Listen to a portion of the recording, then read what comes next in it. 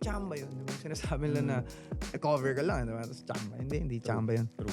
So, nag-cover ako after 3 to 4 days or 1 week, let's say, nagkaroon ng 1 million views. First 1 million views ko yun sa sarili kong account, sarili kong gawa, sarili kong style, sarili kong utak. Parang, uy, it's working.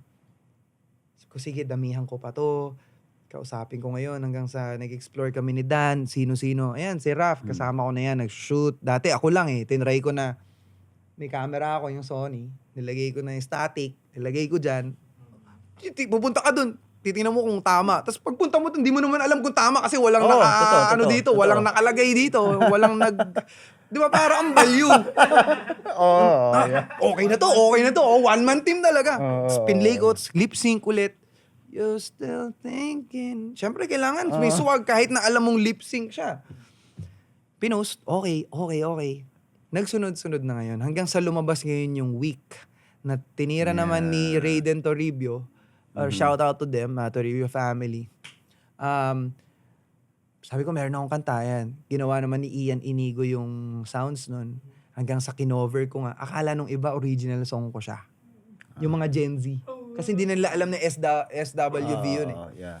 So, akala nila original ko, sikat na. Hindi naman sikat, pero alam mo yun, it came to a point na hindi nga alam nung Gen Z pero nalaman nila, tapos nagustuhan nila. So, ibig sabihin, for me, kailangan mo rin kasi ma-appreciate yung sarili mo na, oh shoot, sumikat yun Di ba? Para sa kanila, hindi naman sa lahat, hindi international. Pag sabi mo kasi sikat, bahala kung paano sikat gusto mo, dalawang makinig sa'yo, sikat ka na, walang pakialam mo yung mundo. Diba? Sikat ako sa 2. Hindi ko sinabing sa 3.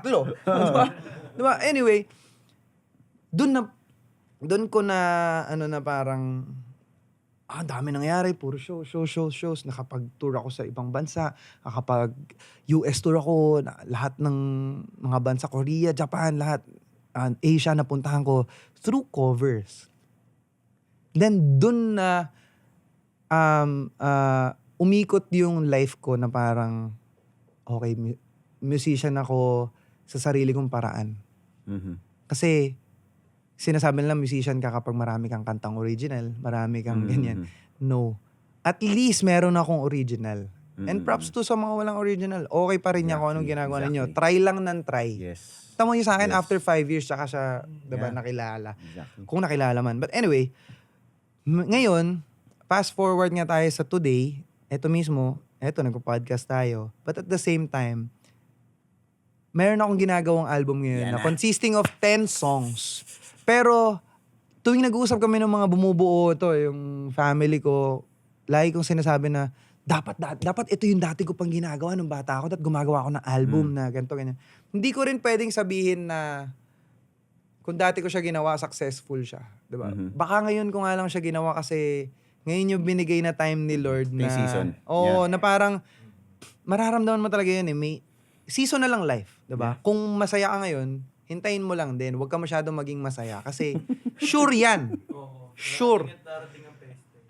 Kahit bilyonaryo ka, Totoo. babagsak yan. At some point. Babagsak yan. Pero kung bumagsak ka man, continue mo lang ginagawa mo. Kasi darating uli yun. Yun.